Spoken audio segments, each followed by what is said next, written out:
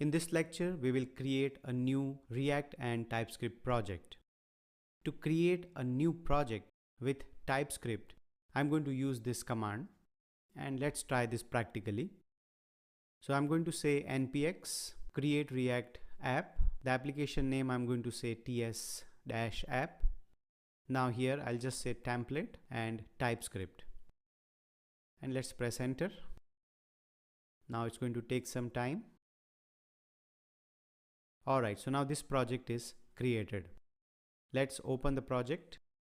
Now I'm inside the TS app folder here and the project is open. If you have to start this project, you do not have to do anything different. You just say the same way npm start, and that's going to run the application. So now this application is executed. As you see that it says edit source in the app.tsx and save to reload. So as far as the output is concerned, there is no difference, but certainly this is your TypeScript project, and let's just check what exactly is the difference. So if I open the package.json, you'll see that now there are some TypeScript related options. So when you normally run your React application, which is built in JavaScript, it is directly running, but when you are running this application, the one which is created with the TypeScript template, it's going to convert the code of TypeScript into JavaScript and then it executes.